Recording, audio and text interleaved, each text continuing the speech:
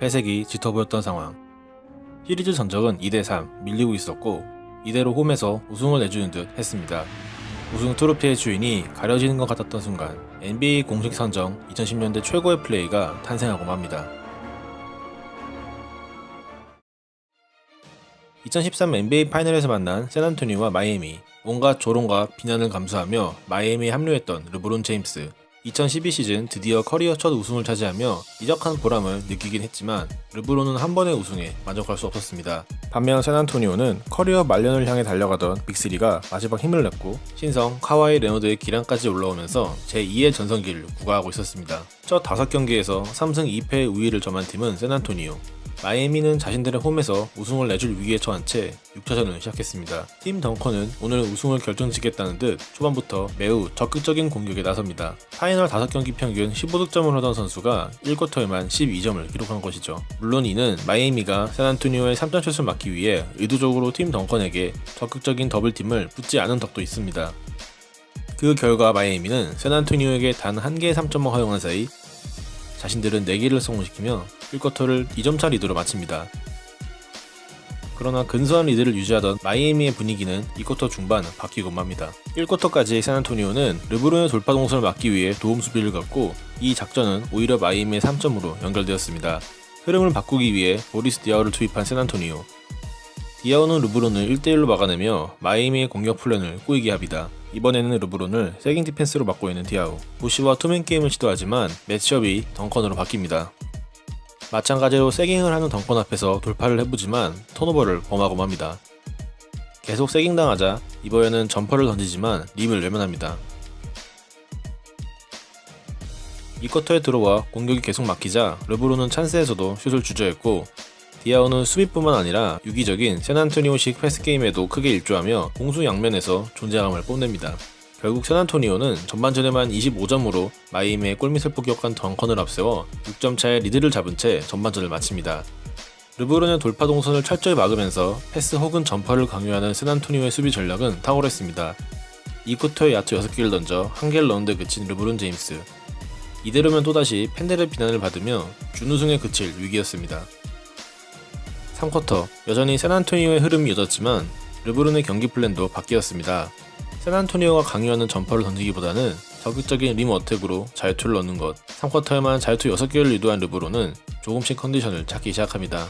반면 샌안토니오에서는 덩컨의 야투 시도가 줄어든 대신 파커가 적극적으로 공격에 나서며 9득점을 기록했습니다. 어느새 점수차는 10점까지 벌어졌고 3쿼터는 그렇게 종료됩니다. 마이애미는 마땅한 반격의 실마리를 찾지 못했고 샌안토니오의 우승 가능성이 조금씩 높아지고 있었습니다. 그러나 4쿼터, 덩컨이 휴식을 취한 사이 마이애미는 변칙 라인업을 가동합니다. 찰머스, 앨런 밀러 3명의 외곽 자원을 투입한 것이었습니다. 르브론이 활동할 수 있는 영역을 최대한 확보하기 위해서였고 마이애미는 빠르게 분위기를 바꾸는 데 성공합니다.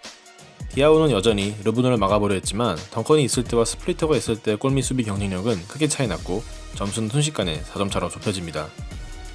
4쿼터 초반 추격 과정 중 신발이 벗겨진 상태로 3점슛을 넣은 마이크 밀러의 투지 넘치는 플레이도 인상적이었습니다. 그리고 르브론 제임스에게 중요한 변화가 생깁니다. 찰머스의 슛 실패를 풋백 덩크로 마무리하는 르브론. 그러나 이 과정 중 르브론의 헤드밴드가 벗겨집니다. 하지만 르브론은 그냥 헤드밴드를 다시 끼지 않고 경기를 진행했고 그의 플레이가 이때부터 빛나기 시작합니다. 3쿼터까지 12득점에 그치던 선수가 봉인 해제라도 된 듯 4쿼터에만 16득점을 폭발시킨 것입니다. 앤더슨의 스크린으로 생긴 공간을 활용하여 돌파를 시도한 르브론은 드디어 경기를 동점으로 만듭니다. 이날 3점을 한 개도 넣지 못하던 알렌이 드라이브인 득점을 해주며 2쿼터 리드를 뺏긴 이후 처음으로 역전에 성공하는 마이애미. 샌안토니오는 디아오와 덩컨을 모두 투입하며 르브론을 막아보려 했지만 노 헤드밴드 게임 모드에 들어간 르브론은 다른 선수로 바뀌어 있었습니다. 분위기를 이어가기 위해 쉬고 있던 웨이드를 투입하는 마이애미. 그러나 코트 내 공간이 좁아지면서 마이애미의 공격 리듬이 끊깁니다.